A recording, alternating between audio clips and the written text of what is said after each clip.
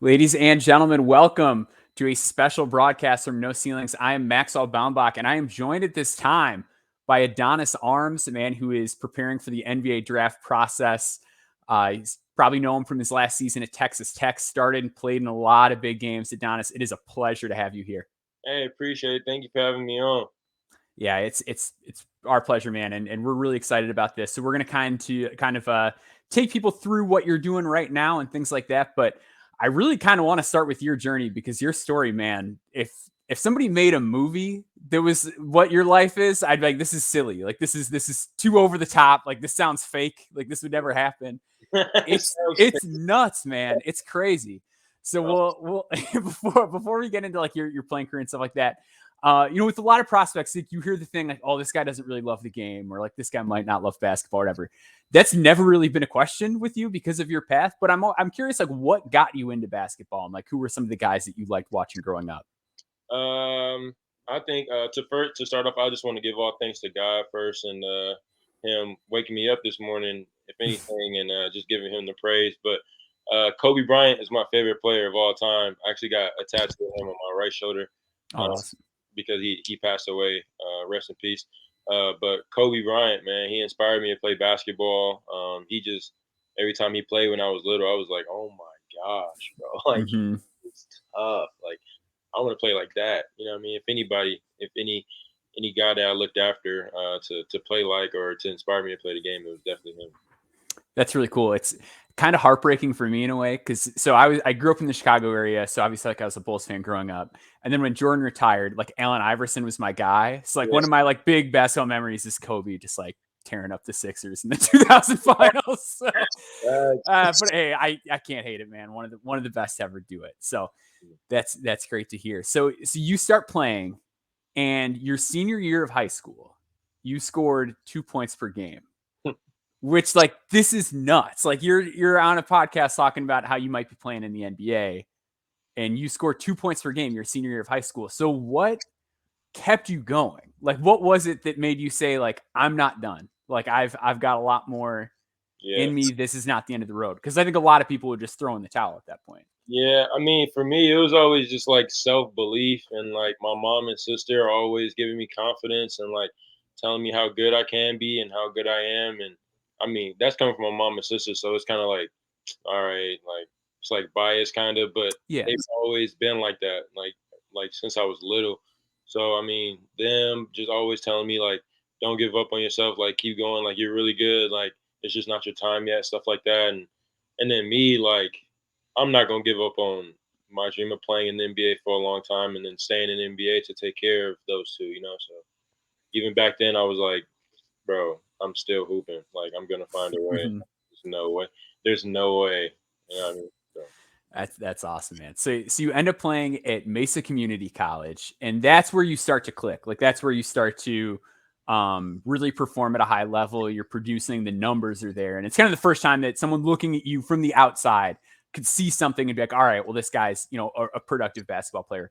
Was there anything in particular that clicked for you at that point in time, or was it just kind of coming into your game, growing into your body? Like, what was it that you think kind of started to move? I think it was like me trying things in games from like training sessions and stuff like that, like going between the legs, step back, shoot, like, and I'm doing it in a game and I'm making it. So I'm like, okay, hold on. So now that's building my confidence. And then one of my coaches, one of my favorite coaches ever, I still talk to every single day, Mike Contreras. He was always on the bench, like, bro, go eat, go, like, do your thing. Like, he was always feeding me that confidence and like, be yourself, like, don't hold back, no matter what anybody says, go play, go be Adonis. So like, for him to give me that confidence and for me to train hard and do everything that I'm doing before the game and like, just preparation for the game and that confidence, just building, building, building. And then my teammates telling me doing the same thing, like, I don't know, it just started clicking. I think it's just the same thing, really. Yeah. And that's big when you're getting it from your teammates too, because it's one thing like if you're trying stuff, but if your teammates are like, hey, you got to scale it back, they're not going to give you that leash if you're not producing when you're doing that kind of stuff. Right. So to hear them say like, Donis, go, like go, like if we're bringing down the ball and they're like, all right, no, space out, go Don, 1-on-1, like they giving me that type of confidence, then I'm gonna give them that type of confidence because I mean, Hmm. brotherhood type. That's huge, man. So you finish up there, and you ended up going to Northwest Nazarene, a Division II school. What was your recruitment like coming out of community college, and how different was that compared to like the interest level in you coming out of high school? The interest level from JUCO to high school was totally different because I didn't have any offers out of high school. Like I didn't have anything, Hmm. and I went to a open gym to get to MCC. So like I didn't have anything out of high school. Hmm. But from the JUCO, I had a couple D1 schools, but I didn't think that those D1s would help me really like get to the level that I wanted to. So Interesting. yeah, so like I was just thinking I didn't want to go D2 either. So I was just like, bro, Hmm. why? So I mean, I talk to my mom a lot, like my sister, like those two are like my rock star, my superheroes. And then my JUCO teammate, Obi Megwa, he actually went to Northwest Nazarene and he was there playing and he was like, Don, bro, you come here, me and you gonna tear it up. And I'm like, bro, come on. Like he know my Hmm. dreams and like what I want to do. And he's like, bro, I get it, but like we gonna kill it here, bro. And then you're gonna have the opportunity to do what you want to do. And then the coaching staff, Coach Rush, I still talk to him. He was like, Adonis, I'm gonna let you play. I'm gonna let you be Adonis. So then I was like, all right, I'm gonna trust you. So then I did it, and we had a great season. That's awesome. Well, it's got to be nice too for the coaching staff to hear it from like a current player that they are trusting in too. Like, Yeah, look, this guy's going to come in and deliver. yeah, it's crazy because he's like the star of the team before like I got there, and then me and him was like both like alpha dogs or whatever you want to call it. But Hmm. for him to give me that confidence again, bro. Like it's crazy because like he didn't have to do that. To be Hmm. honest, like, Yeah. he could have been like, nah, like I'm good over here, bro. Like he didn't have to reach out at all. Like Hmm.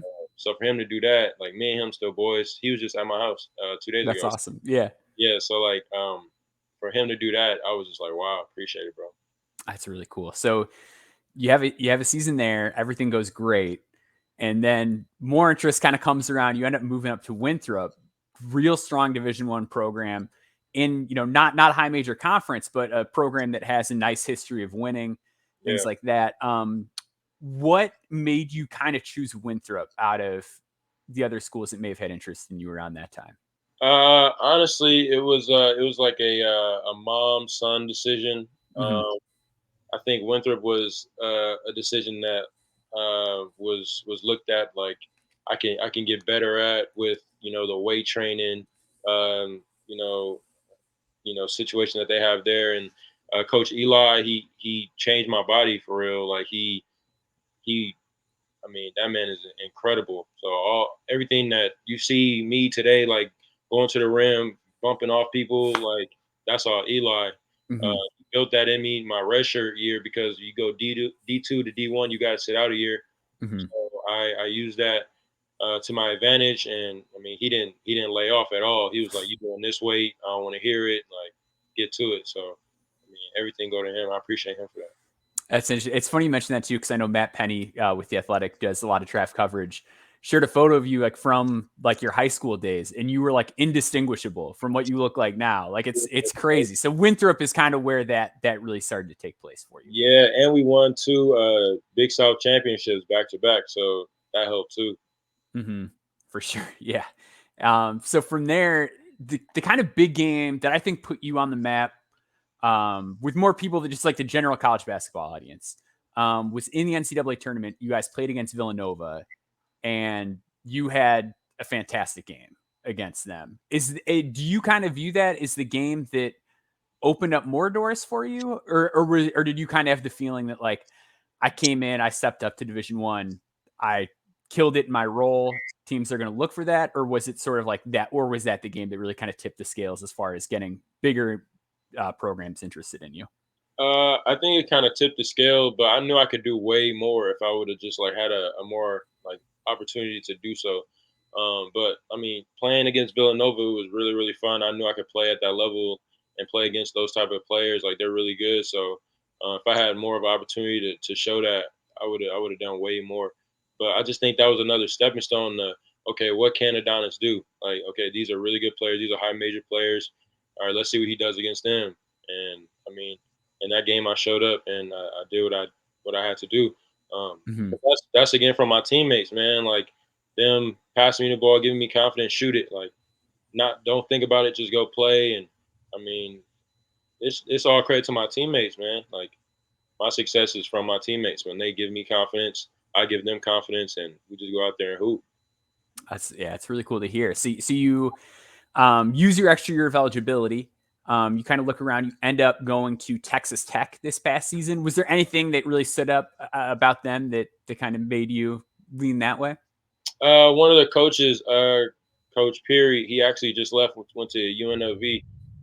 But me and him had a great relationship over the years, and he recruited me a couple times to go to Portland State, and like he ended up at Texas Tech, and he called my phone, and he was like, "I'm gonna get you this time," and I'm like, I'm like, all right, man, let's see what's gonna happen, and really, the connection with me and Coach Peary was great, but the connection between Coach Adams, my mom, and my sister was what sold it, honestly, Okay. because this was during COVID, so I couldn't do like a Yeah. in person, visit. So it was over Zoom. And like I say all the time, Coach Adams just had this type of like feel, like he just made my mom and sister laugh. And when I'm on the Zoom with them and I'm just sitting there listening and watching them two talk, and they're not even worried about me, and this is a Zoom about me, I'm just like, wow, this is crazy. So for me to see that, I was like, wow, that's different from some other schools that I've seen. So it was like a family feel.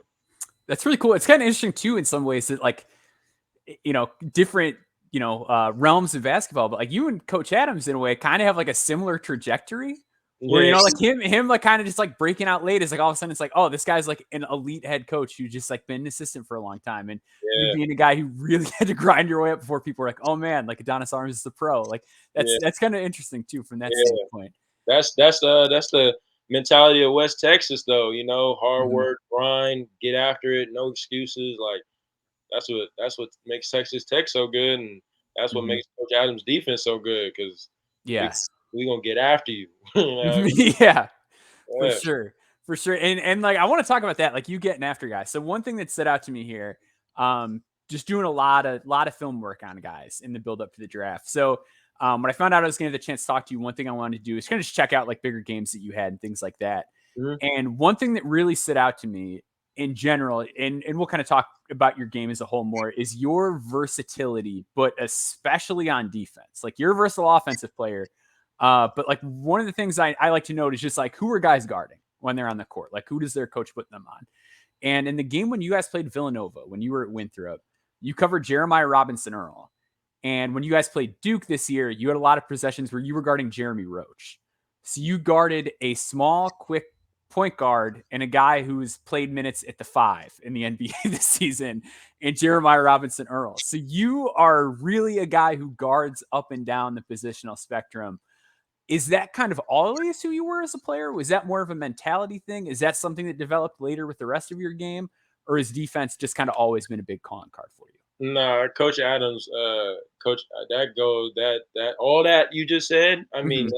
I played defense before, but to actually lock in on the defensive side and like read people and figure out how to stop them. I mean, Coach Adams. I mean, his defense and how you need to play defense is going to change whatever defense you came in with Texas Tech is going to make it even better. Like Mm-hmm. it just happens that way. But I've always been a guy that didn't. I really didn't hate defense. I just Yeah. was just like, bro, I don't want to play defense that much. You know what I mean? Yeah. Not in a bad way. Like defense is like, come on, bro. Like I like offense more, but Mm-hmm. I like playing defense, getting steals, getting in the passing lanes and stuff like that. That's fun. But I don't like doing like all the times. Like, come on, like I Yeah. was younger, I was just like, "Come on, bro." But now it just makes more sense. Mm-hmm. It feels better really to play defense every single time and get steals, and I mean that just forces the offense. They can't score, so it's Yeah. gonna be Yeah. a blowout for real. So I mean defense is fun now. Learning from Coach Adams and playing with the team I was just with, with the guys that get after it. They just no, that's mine. That's my rebound. I'm Mm-hmm. like, what? Nah, I'm getting the rebound next time. It's like a competitive nature every single possession is super fun now. So yeah.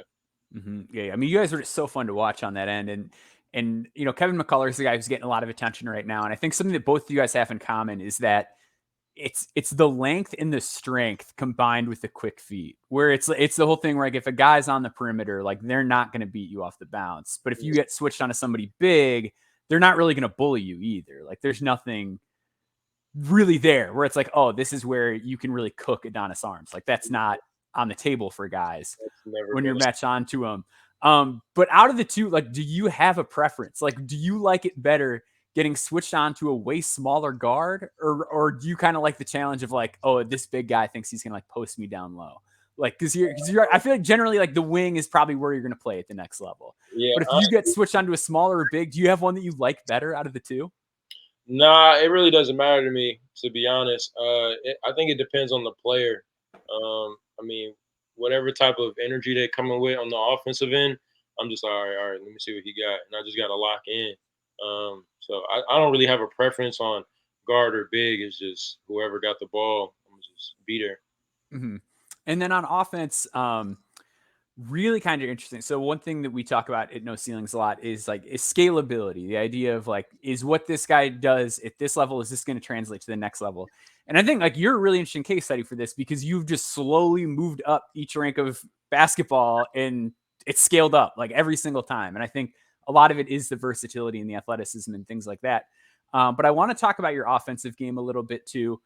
Um, Again, kind of profile as a wing. I mean, you're really good slashing the basket, really good kind of getting up in traffic. You can dunk on some guys in the Baylor. If you just search like Adonis Arms Baylor dunk, like you're going to see the coolest play you've seen in the last year of college basketball. But you also did some things that I didn't really expect to see as far as like handling point guard duties at times and things like that.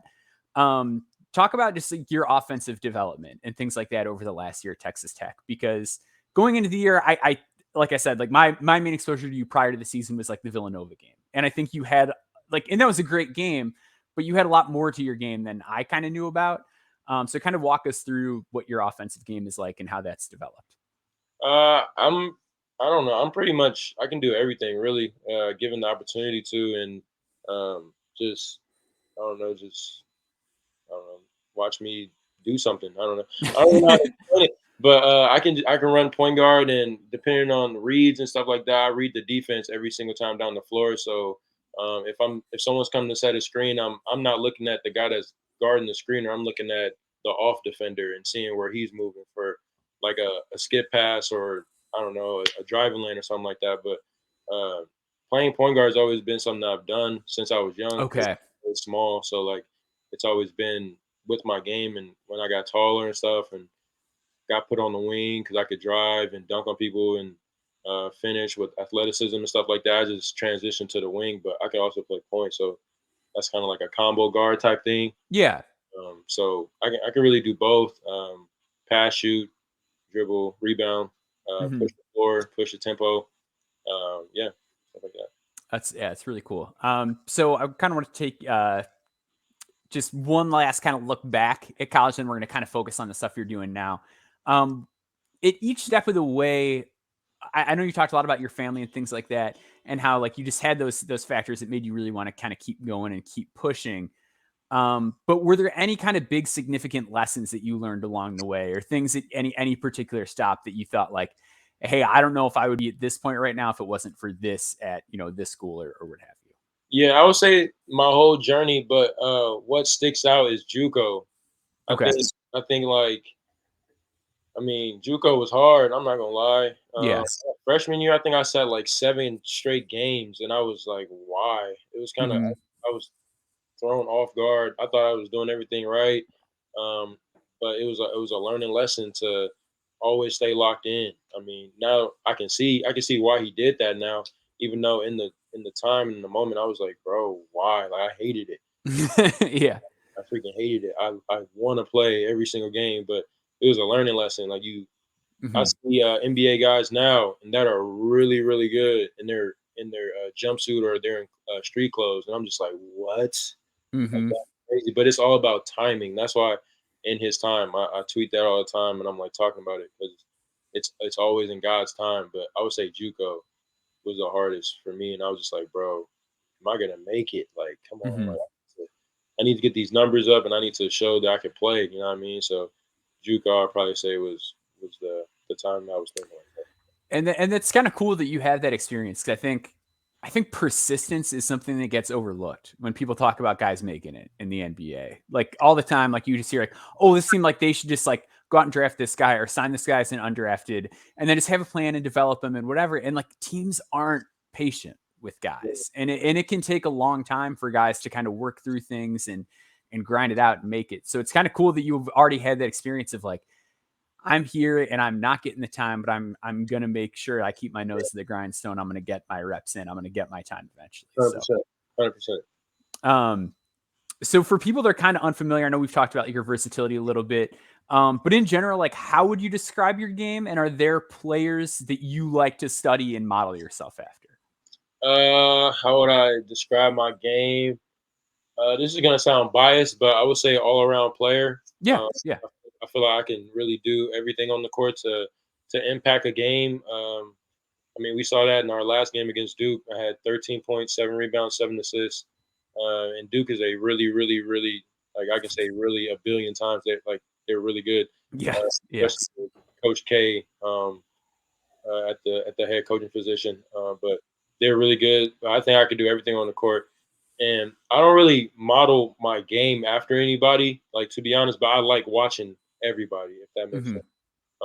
Paul George is like one of my favorites. Like his game is just he's just nasty. Like I Hmm. don't know how to explain it. Giannis Antetokounmpo, his power to the rim, dunking on anybody and everybody is I've never seen that for real. Like Yeah.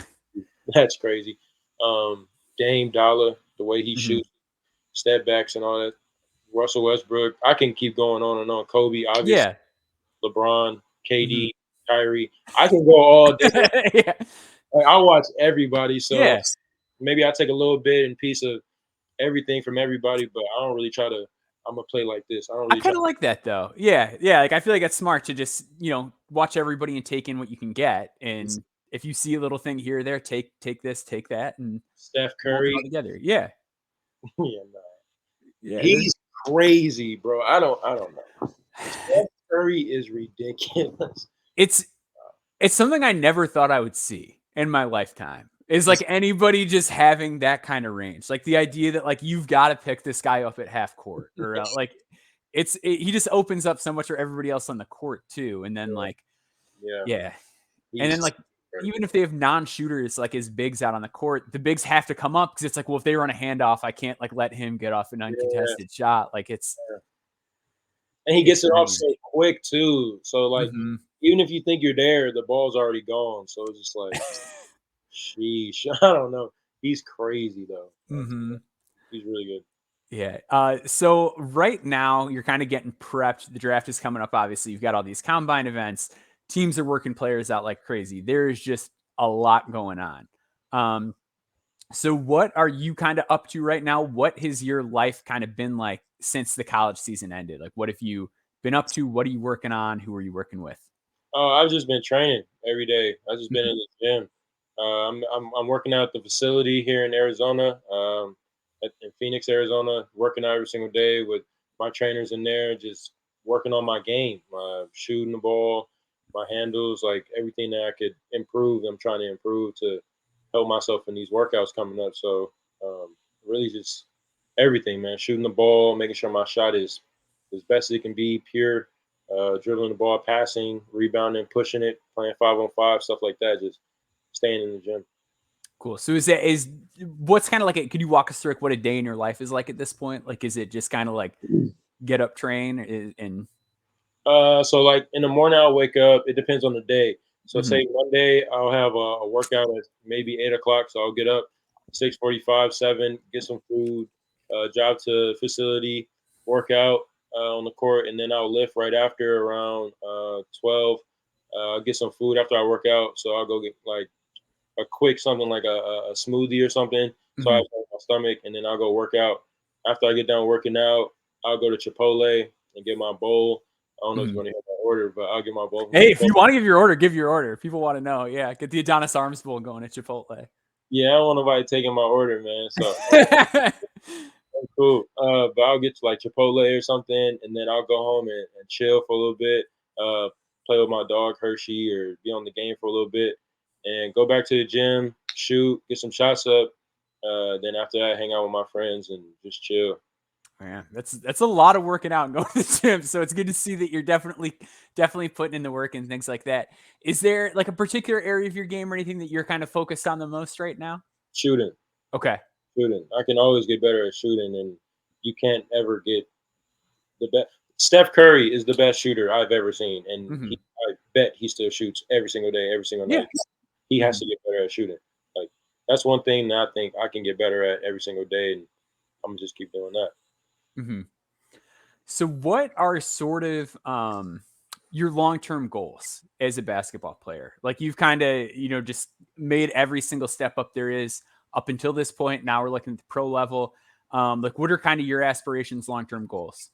Long term, I want to get drafted in this year's draft, and I want to play in the NBA for a long, long, long, long time. Like, I want to do everything that you can in basketball. Like, I want to be the best player I can be, and represent my mom and sister with everything, and give God all the glory, man. Like, that's what I want to do. I want to have fun.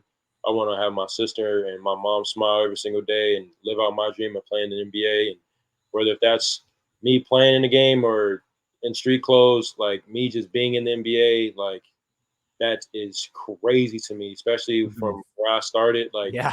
for me, just to get the opportunity to be in the NBA and like even sit on the bench for real, like being in Mhm. the arena, and then eventually like working my way up, like I've always been doing, and getting the opportunity on the court, and then being Adonis to shine and just have fun out there and smile, and I don't know, just have fun. Like that would be a that's what I want to do for the Mhm. rest of my Yeah. existence. Like I will play basketball until I'm 150 years old. Like I don't want to do nothing else. That's great. So yeah, Mhm. that's what I want to do.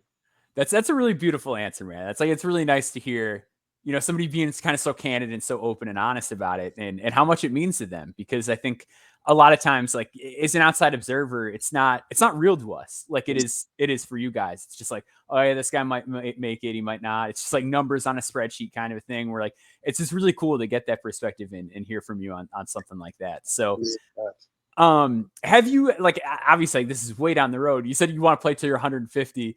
When you're 151, have you ever like gotten thought about doing anything else with basketball post basketball? Like, are you somebody that's like I'd like to coach or something like that, or do you have any other passions or anything else that you're interested in diving into? Uh, I have like a passion of just like helping kids and like making sure they know that they can do what they want to do. Hmm. Um, I think for me, like growing up and like not having like I've had people that was always like guiding me in the right direction and like keeping me out of trouble and stuff like that. But I want to be that guy for kids coming up that's like, if you have a dream and you think you can do it, you can do it. Like don't second guess yourself.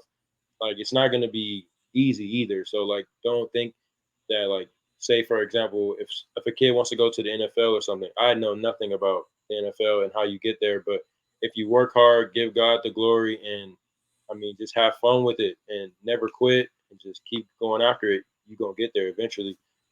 So I think with any kids and me growing up and after basketball, that's what I want to do. Make sure they have that voice in their ear. It's like, okay, Adonis did it. He made it. Hmm. Played well. He had a long career. I mean, let me listen to him. You know what I mean? And I have the story to back it up too. Like I Yeah. was a 5 star out of high school. Like Hmm. I wasn't ranked that high. I wasn't a McDonald's All American and all that. So like I feel like kids can relate to that more. I mean, Hmm. no shade on the 5 star kids. Like if you get No, no, no, no. Yeah. like yeah, run with it. Like go crazy. Hmm. Like that's all love and like that's good stuff. But for kids that don't get that type of recognition, like I did, like bro, you can make it, bro. You can make it. Do you and I know you kind of mentioned like and we've talked a lot about like your story compared to like 5-star guys and stuff like that. Do you think that like critics and evaluators tend to miss on late bloomers? Because it's like something that I think about a lot. It's like it just seems like we don't really appreciate that like not everyone's trajectory is the same. Like not everyone's ready made when they're 19 and Yeah. things like that. Like is that something does that stick out to you? Does it like bother you at all? Like how Oh do you yeah. kind of feel about that? Yeah, when I was younger, it bothered me more, but now it doesn't really. I really don't care to be honest, because there's so many kids out here. Like I feel like you're just gonna miss. Like I just feel Yeah. like not you can't find every diamond in the rough. You know what I mean? So and not every kid has the opportunity to be on those EYBL teams, and financially, like they just don't have it. You know what I mean? Yeah. So that was my situation. I just Hmm. like we did what we could do, and I just played who I could play at the time, and I wasn't scared of anybody. Still not Hmm. scared of anybody. So like for for that, I just think, I mean, it happens. It's gonna happen, but you can't let that affect you, and you know determine like if you want to keep pursuing your dream. Like just Hmm. because you're not ranked high and you're not, I don't know, on ESPN 100 or whatever it is, and you're not a 5 star, doesn't mean you're not great at this game or great at whatever game you want to play. You just Hmm. haven't got that recognition yet. That's really cool to hear. One thing I kind of want to ask you, just kind of just general question about this kind of the draft class that you're in and everything like that. Other than yourself, are there guys that jump out to you at all? It's like, hey, this guy's kind of being slept on. Whether it's somebody that you have just watched, somebody that you've played with or played against. Like, are there any guys out there that you're like, oh man, like this guy's better than people realize? I can go down the whole line of my teammates at Texas Tech for real. I can Yeah. say the whole roster, but a couple guys that stick out, I'll probably say Bryson Williams for sure. Hmm. Like he was nasty. He did his thing all year long. Like Hmm. I mean, I thought he was gonna get newcomer of the year in the Big 12. To be honest, Yeah. he was killing it. So Hmm. if anybody, I'll say Bryson Williams for sure. Um, yeah, my man is really really good at this game. Yeah, and I know he's invited to the G League Elite Camp. That dude at 6'8", inside out scorer. Like that's something that holds some value. So, Yes, 100%. 100%. mhm. um, any just like favorite memories from your college career? Anything that you enjoyed more than anything else during your stay there? I think me being at Texas Tech, like just being with the team, we was just a family for real. Like we were really a brotherhood. It was incredible to see. I mean, like for us to all come in as transfers and not knowing anybody. Like Hmm. I know a little bit about Davion because he was in the Big South and he played at Hampton, but Okay. didn't really know him like I know him now. Like me and him Hmm. wasn't boys back then, but we brothers now. Like I mean, just the camaraderie that we all have with each other, and like we still talk in a group chat every single day, and we talk smack to each other. And like Marcus is playing for the Browns now, and we're like, oh, Marcus, like, like he playing football. That's crazy. Like we all Yeah. just talking smack to each other, and we all love each other. And I'm gonna miss that for sure. And then from my other schools, just the same way. For all those guys that I've came close with, like Obi, like we gonna be good forever, man. Jaden Bazant, he playing in the I think New Zealand league, the NBL. IBL. Yeah. Yeah. Like he's going crazy over there. I be seeing his Hmm. stats and stuff on Twitter. So yeah, That's really cool, man. Well, one last question I want to throw out has nothing to do with basketball, just to kind of get to know you better a little bit. If you could have anything in the world for dinner tonight, nothing's off limits. You don't got to worry about your workout later, tomorrow, anything like that. What does Adonis Arms want for dinner? I might get this for real, but Okay. crab legs. I ain't gonna tell you the what I'm saying, the ins and outs of the crab legs on my order again. Crab legs, lobster tails. I might get some red beans and rice. Uh, Depending on the drink, lemonade or sweet tea. I don't know, Okay. maybe an apple juice in there. Like I don't know. Apple, really? Okay. The apple juice one snuck up on me. I wasn't prepared for that. Apple juice is fire. No, it's too good. That's great. Let me see. The little like what are they called? Like little wonton things, like the pot stickers. That's what they're called. Yes. Yeah. Yeah. Yeah. Pot So good. stickers. I gotta have some greens in there, right? Some type of That's uh, how you guys know he's still focused on training his body and everything like that. It's still throwing in the greens in there for this scenario. green healthy something. I don't know. Yeah, yeah. Asparagus though, or no, Okay. I can't do the guacamole either. But that's what I have. That's awesome. I appreciate you taking the time, man. It's been a real blast. We're all wishing you the best luck here as you kind of go through the process and finish everything up. Any kind of final words or anything else you want to put out for us here? You can plug your Twitter, plug away anything else you got going on. Yeah, man. Follow me on Instagram, the Don HB underscore ATG. Twitter is Adonis underscore Arms underscore 25. Follow me on that stuff, man. Chop it up. I just want to give all glory to God again. Appreciate you for having me on here, man. Yeah, I no had a worries. blast. It was fun, and thank you. Yeah, no problem. Thank you so much, man. And thank you all for tuning in. As always, don't forget to subscribe to No Ceilings. You can also follow us on Twitter at No Ceilings NBA. And you can follow me on Twitter at Baumboards. That's BAUM boards like draft boards. Thank you guys for joining us. Have a good one.